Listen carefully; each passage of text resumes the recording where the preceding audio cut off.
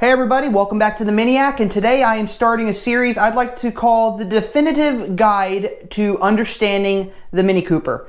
And in this series, I am going to go through each chassis code from R50 all the way up to F60. So the goal of this when I am done is to make sure you all completely understand these Minis and what to look for as far as maintenance is concerned, as far as wear and tear, reliability, stuff like that. The end result is you make an informed decision and you learn a little bit more about the car. So if you're out there looking for a 2003 R53 Mini Cooper S, you'll know when to service the supercharger. Or if you're looking for a 2009 John Cooper Works, you'll know what might happen with the N14 motor and related to the timing chain and the high pressure water pump and all that good stuff. So let's start this up, and I hope you all enjoy it. I'm going to give you a background on the vehicle prior to me going through all the stuff. This is information I gathered from people that I know who own these cars, as well as service technicians at the local Mini dealership who are very familiar with these cars. So their information was invaluable in creating this list, and over the next few months and years, if I get any more information, I intend to update this and install sequels to this list. So this is going to go into a playlist on my channel that you'll all be able to access whenever you want, and go through that and find all the information you ever wanted to know about these vehicles, and I will keep adding to it as I get more information. So without further ado, let's get started. So before I get started, I just want to let you all know all my information is US spec, not Europe spec. So I know the Mini was released in Europe in 2001, but in the US it didn't come over here until 2002. So I intend to start there. And for those of you in Europe, you'll learn a little bit about the car from the point of view of an American versus the point of view of a European or a British citizen. So that's just a little background there before I get started. Just thought I'd let you all know before I do.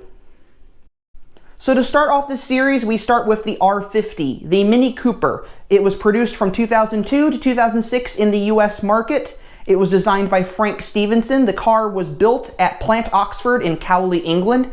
The engine of choice was a 1.6 liter Tritec inline four-cylinder, putting out 115 horsepower. This engine was co-developed with Chrysler, actually, which is kind of a neat little piece of information there.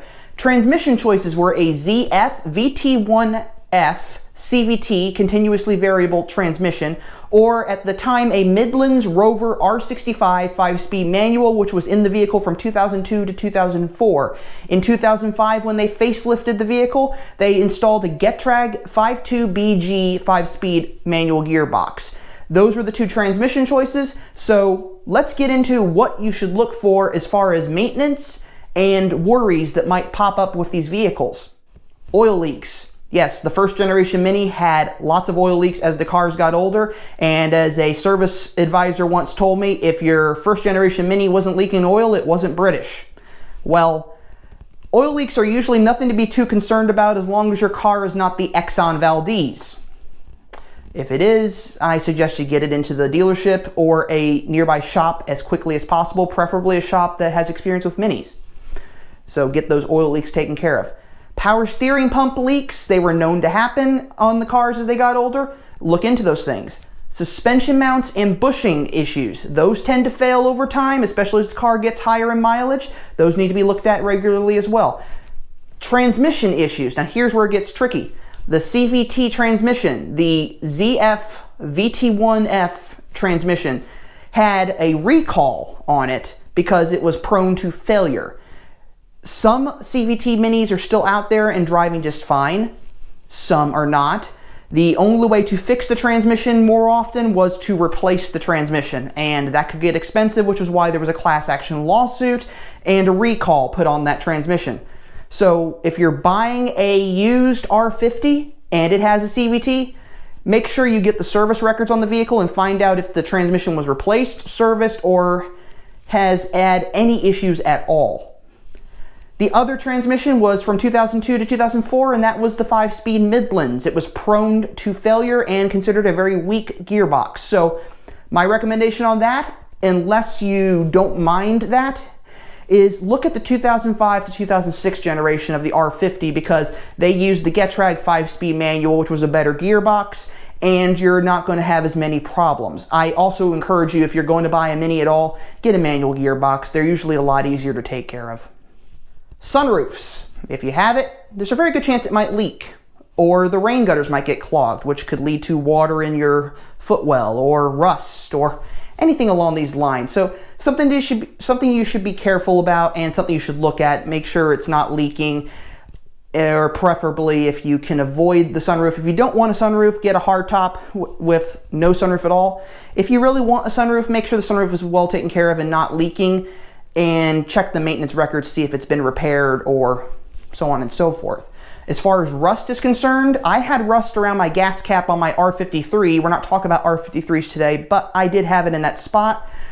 That's not necessarily a known area for it to happen. It typically happens around the taillights and in the subframe, apparently. So things to look out for. I also recommend checking in the door edge underneath the weather stripping when you open the door for rust right there. If it's surface rust, it should be fine. If it's deeper than that, I would avoid the car at all costs.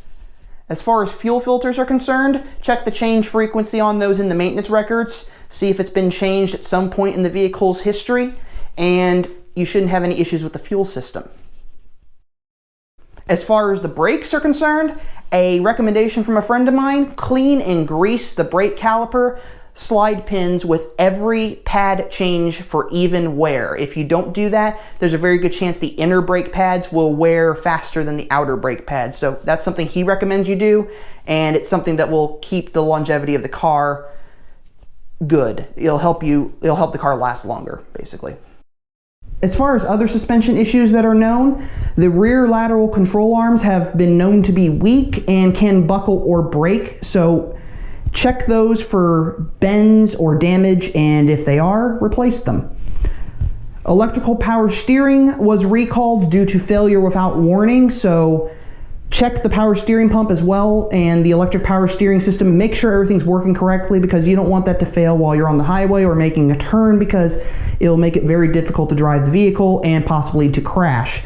And now you don't want to crash your nice Mini that you've spent your money to enjoy. So these are things to look out for, and just make sure you check the recalls, check the maintenance records with the car, and if something is amiss, or if you're about to buy a Mini, look at these things, contact your local Mini dealership or a Mini service shop that can work on these cars, and get this information and figure out if it's something that can be done before you buy the car or after you buy the car. If it's not a lot of money, if it's a recall, they should be able to pay for it for you, but just check these things.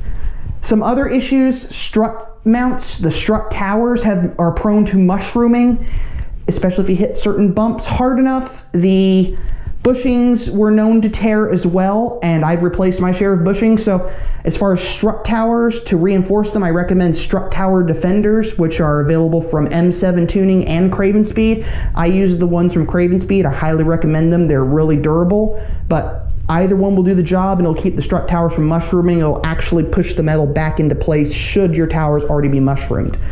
As far as strut mounts go, those tend to fail, they'll tear, and you want to get those replaced as soon as possible. They are inexpensive. If you buy them and install them yourself, just install them carefully. I've torn a few just installing them, so there's a reason that the dealership charges so much money to do it for you.